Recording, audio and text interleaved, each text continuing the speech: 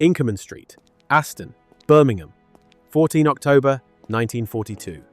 7:19 in the morning. Arthur Deakin, 47, 17 years on the Aston North Round, had the small envelope at the top of his bundle before he turned the corner from Lichfield Road. He had separated it at the sorting office at 5:30. He knew it by weight and format. The narrow window envelope. The photographic paper inside it finer and lighter than anything the ordinary morning delivery contained. He knew it was from Egypt. By the BFPO return address printed on the back, he knew it was going to number 19. Since the previous January, the correspondence, arriving at number 19 on Inkerman Street, had changed its character. The return addresses had moved from Aston to a BFPO number. The handwriting on the envelopes had changed, less frequent, more deliberate, and for the past 6 weeks, some of the letters had been airgraphs, the small photographic prints that had arrived 11 days after the form was written, after being photographed onto microfilm at a field post office near Cairo, flown to London, developed and printed at Kodak's processing facility in Harrow, and sorted through the standard postal network to Arthur Deakin's tray at the Aston sorting office at 5:30 this morning. 17 years of the same streets had made Arthur Deakin literate in Aston in ways that no postal directory had set down. He knew which houses had men who had gone, which doors came open before he reached them, what the shift from a local address to a BFPO number documented about a household's attention having moved from the immediate street to somewhere in the North African desert. He knew that the woman at number 19 came to the front window on the mornings when there was something in his bag for her. He could not explain, after 17 years, how she knew at that distance, through net curtains, which mornings those were. He had stopped trying to explain it. He understood that the round had taught him certain things about the street, and that the street had taught the people on it certain things about the round. What was this small envelope carrying? That the ships, in the same autumn of 1942, so often could not? The problem the Airgraph was designed to solve was specific. When Italy entered the war in June 1940, the direct Mediterranean route between Britain and Egypt closed. Mail to the Middle East force had to travel south around the Cape of Good Hope, a sea journey of approximately 10,000 miles, through waters that U-boats and aircraft were making actively dangerous.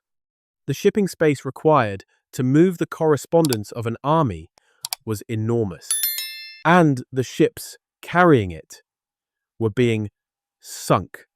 The British Post Office, working with Kodak Limited and the British Overseas Airways Corporation, adapted a technology already in use in banking.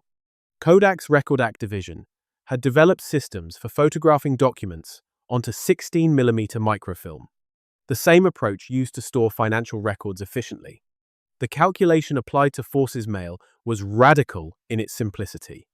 One reel of microfilm weighed 155 grams and carried up to 1,700 letters.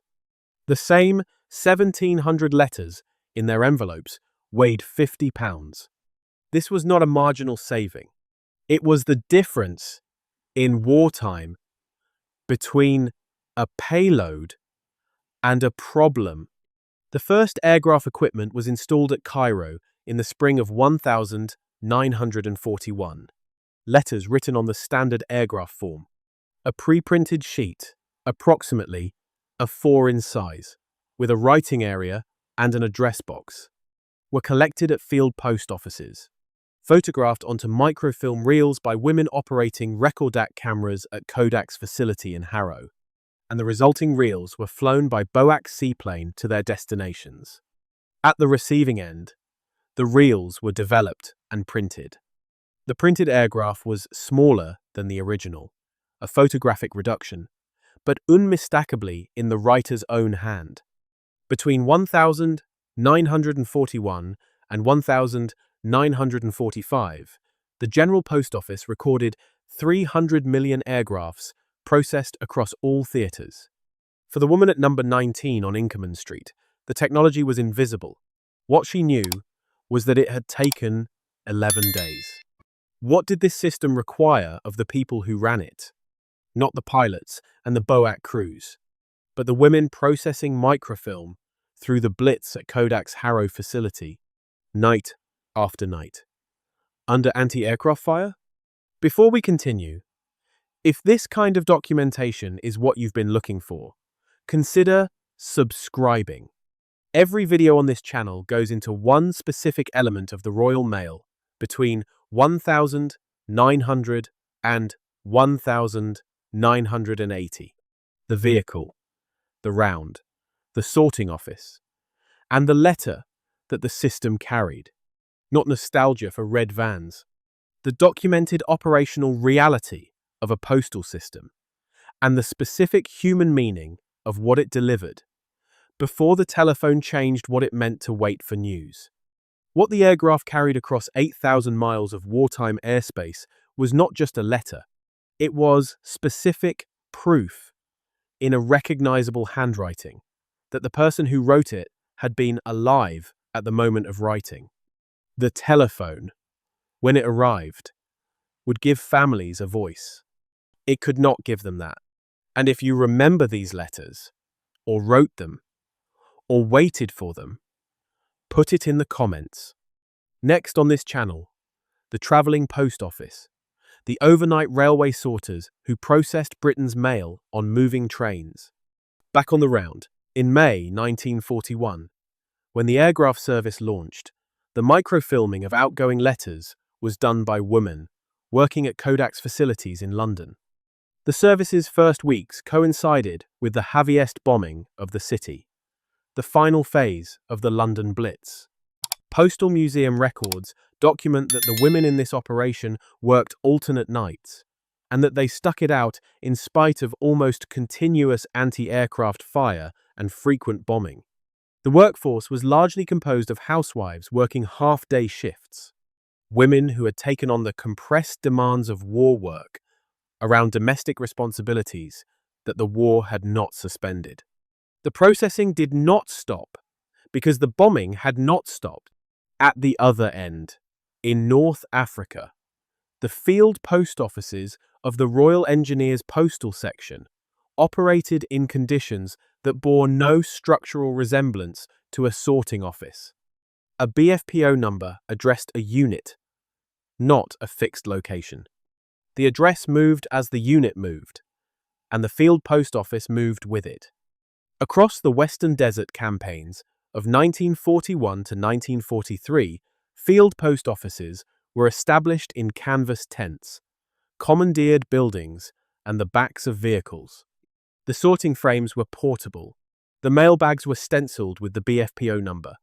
A soldier writing an Airgraph form in the Western Desert was writing on whatever surface was available. A ration crate, a tailboard, in whatever light existed, in the brief quiet between action. What connected these two working environments?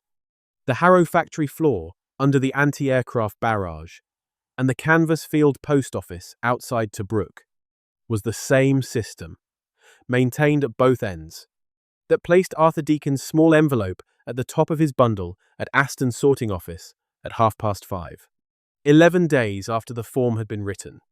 Both ends of the system required people to keep working, in conditions the system's designers had not planned for.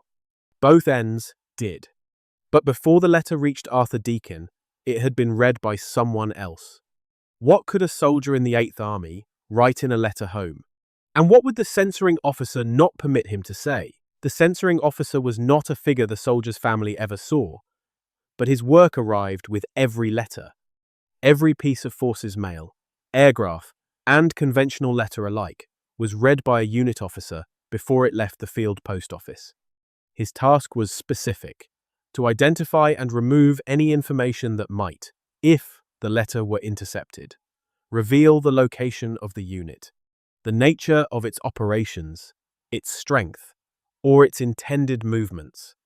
The instrument was a pen, heavy black or blue ink drawn through the offending words or sentences, sometimes obliterating whole paragraphs.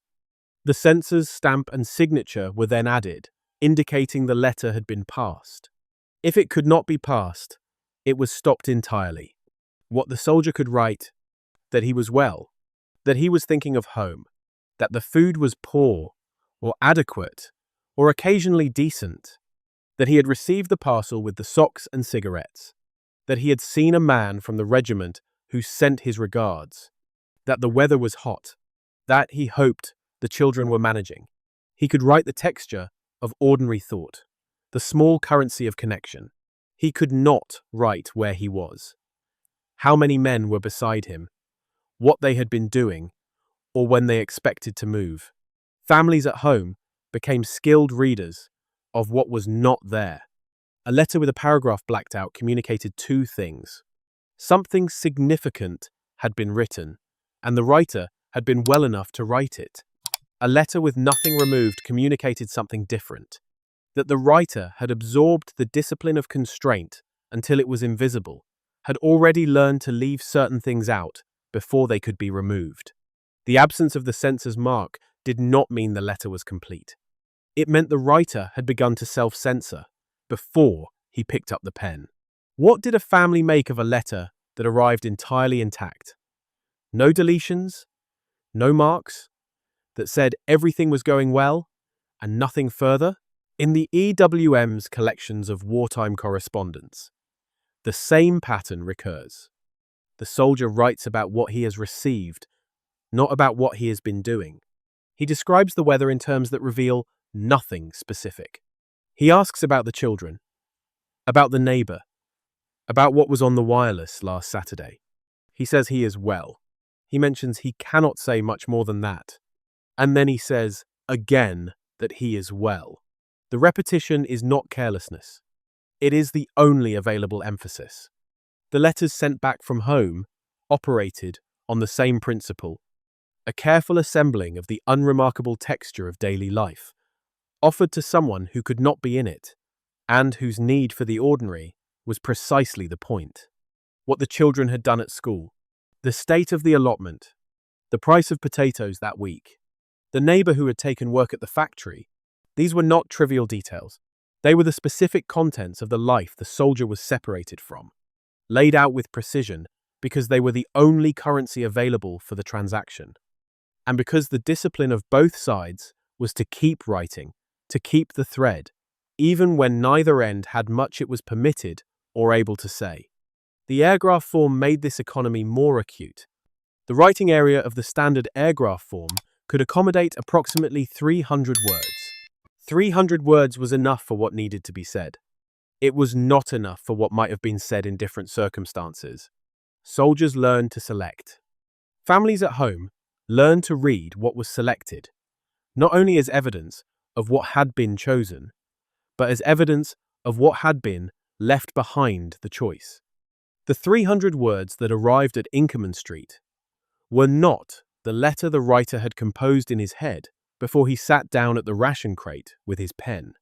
They were what had survived the distance, the constraint, and the specific gravity of everything that could not be committed to a form that would be read by a censoring officer before it left the field.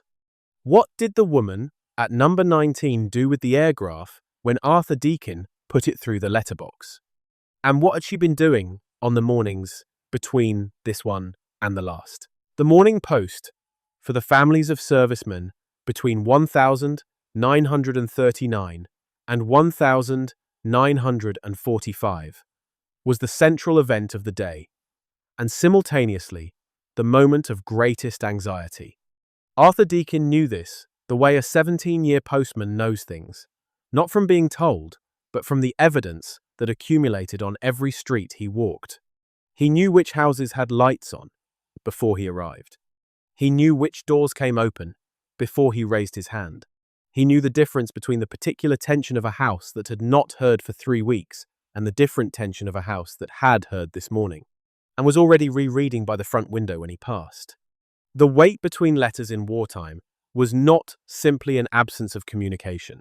It was a sustained psychological state, that the women and children in those houses carried through every ordinary task: the shopping, the cooking, the work shift, the children's bedtime, the wireless in the evening. The anxiety did not announce itself or arrive at a fixed hour. It was present underneath everything, in the quality of attention brought to the front door at the time the post was due, in the way the sight of a postman at the far end of the street was read, before he had reached the gate. What happened when the Airgraph arrived was not simple relief. It was the lifting of something specific and named. The paper was thin, sometimes slightly blurred in the reproduction. The handwriting was smaller than the original. The photographic reduction made it denser on the page. But it was recognizable. After 8,000 miles and an 11-day journey, the handwriting on that sheet of photographic paper was the same handwriting that had written birthday cards, and grocery lists, and the address on Christmas parcels. It was that specific recognizability, not the content, not any particular reassurance in the words, that did the work the letter was doing. The Airgraph said he was alive at the moment of writing. What did it mean that this was enough? And what happened on the mornings when it did not arrive? Arthur Deakin had not been told that number 19 on Inkerman Street was waiting. He had not needed to be told. 17 years on the Aston North Round had produced a working knowledge of these streets that went well beyond address and delivery frequency. He knew which houses had men who had gone, and which had men too old or too essential to be called. He knew which doors came open before he reached them, and which stayed shut until he knocked. He knew that on the mornings when he carried something for number 19, the woman at the window was already at the window. And he knew she was not always at the window on the mornings when there was nothing for her. Because watching was something you did when there was a reason to watch. And the daily round was one of the things that gave you that reason. This was the map that 17 years had drawn, in the weight and format of envelopes, in the specific address changes that documented a household's circumstances, in the rhythm of correspondence that told an experienced postman something about the relationship between sender and recipient that no postal directory had ever published. The map was operational, not personal. Arthur Deakin was not a counsellor, or a welfare visitor, or a community figure. He was a postman on a 17-year round. But the daily passage of the same streets, through births and marriages and departures and silences, had made him the person who understood, better than almost anyone outside the house, what the specific envelope in his right hand meant to the specific people inside it. In the third autumn of the war, on a street where he knew which households had been changed by the shift from local address to BFPO number, and which had not. That knowledge was not a small thing. It was what made the difference between a delivery and what the delivery was. What he was carrying was a letter. What he was doing in the act of carrying it was something the postal system had never been designed to name. What did the system do when the letter did not come? And what did that absence carry, in its own way? To the door? Not all forces mail in the Second World War travelled as airgraph. Conventional letters, written on standard paper in envelopes, stamped with the censor's mark, still moved by sea on routes that the airgraph had not yet reached, or that servicemen chose for the greater writing space they permitted. The sea routes were dangerous. Between 1939 and 1945, ships carrying mail were torpedoed. Letters went to the floor of the Atlantic and the Mediterranean. The postal system had procedures for this. Mail bags were designed to be weighted to prevent capture, but that weight served a purpose, different from the one the sender had intended. For families at home, loss at sea was an abstract risk that became specific only in retrospect. A letter that did not arrive could mean a delay, an administrative failure in the field system, or a ship. There was no way to distinguish between these possibilities while waiting. The waiting required the same sustained act of not knowing that it always required, held alongside the ordinary demands of the day, unresolved. The temporal disorientation of wartime correspondence was its own form of suffering. A wife wrote asking for news in a letter that left Birmingham in March. Her husband's cheerful letter from February, not yet received, was already in transit. His February letter arrived in April after her March letter of worry. His letter said everything was well. Her March letter, reaching him in May, asked about the things his February letter had already answered. They were writing into a gap neither could measure from their end. Receiving news in the wrong order. Worrying about things that had already resolved. Receiving reassurance about things that had already worsened.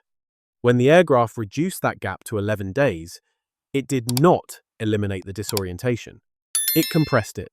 But when a letter stopped arriving altogether, when the weeks became a month, and the month became 6 weeks, and the ordinary anxious wait became something different in character, the silence itself was communication.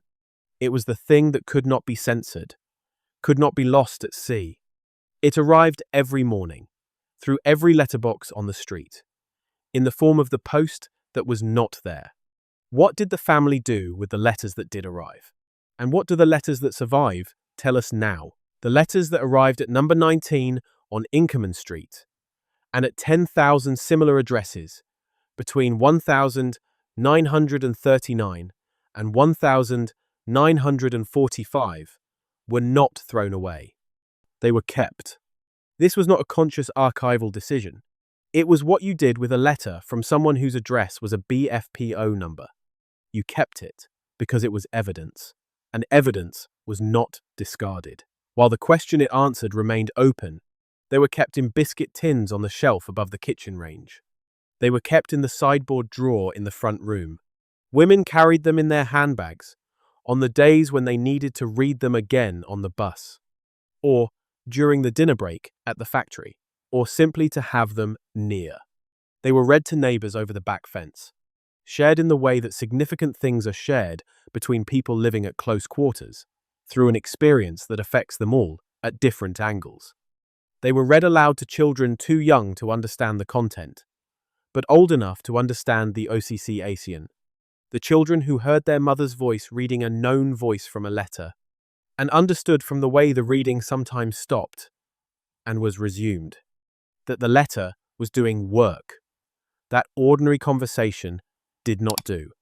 The Airgraph preserved the handwriting, even in photographic reduction.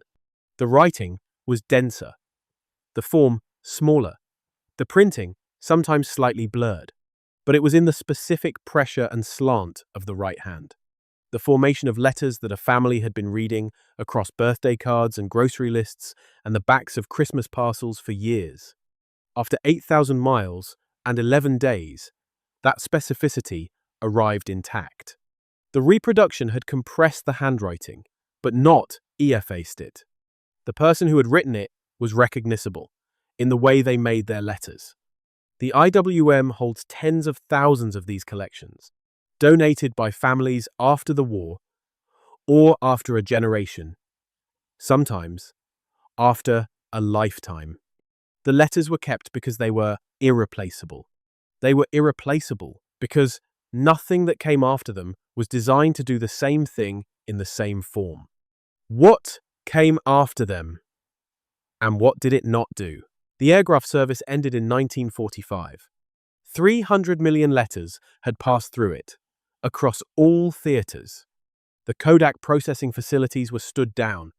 The BWWII microfilm flights stopped. The Royal Engineers Postal Section demobilised and came home. The system was not adapted for civilian use. It had served its purpose exactly and entirely, and then it was over. Household telephone ownership in Britain grew through the 1950s and ran ahead of itself through the 1960s. By 1970, more than half of British households had a telephone. On streets like Inkerman Street in Aston, The change came in stages. The call box at the corner first, then the handset in the front hallway of the better-off neighbour. Then, gradually, in each house. The letter did not stop immediately. It diminished in frequency, in necessity, in the specific weight of what it was asked to carry. The telephone gave what the Airgraph had never been able to give: the voice. Immediacy. The second question answered without waiting 11 days. It removed the delay that had structured years of waiting at the Morning Post. And it removed the silence that the delay had made terrible. What the telephone did not do was leave anything behind. What it did not know, could not know, was that the biscuit tin on the shelf above the kitchen range at number 19 already held 11 Airgraph letters, and that the woman who had placed them there had not been doing so to answer a temporary question. She had been doing so because some things, once kept, require no further reason. If this channel is going to keep documenting what the Royal Mail carried and what it meant to the people who received it, subscribe. There are more rounds, more sorting offices, more letters from active service, more emigrant envelopes that arrived at a door where someone had been going to the window every time a red van turned into the street. What the Airgraph carried across 8,000 miles of wartime airspace was not just a letter. It was specific proof, in a recognisable handwriting, that the person who wrote it had been alive at the moment of writing. The telephone, when it arrived, gave families a voice. It could not give them that. And if you have a letter, kept in a drawer or a biscuit tin, from a father in the war or a husband in North Africa, put it in the comments. Next on this channel, the travelling post office. Arthur Deakin retired from the Aston North Round in 1963. He had been on the round for 33 years. The Airgraph service ended in 1945. Its technology was stood down with the war that had made it necessary. It did not have a civilian successor. The woman at number 19 on Inkerman Street got a telephone in 1961. Her husband had come home in 1945. He rang their son in Coventry on Sunday evenings. What the telephone gave her, his voice, the ability to ask a second question, the answer in the same moment, rather than 11 days later. What it did not ask her to do, keep what he said. She kept the Airgraph letters in the biscuit tin, on the shelf above the kitchen range. There were 11 of them, the ones that had come in the 3rd, 4th, and 5th autumns of the war, in small window envelopes, with the photographic paper thinner than she had expected, and the handwriting denser than she was used to, but unmistakably his. The telephone had not known to ask her to keep anything. It did not leave anything behind.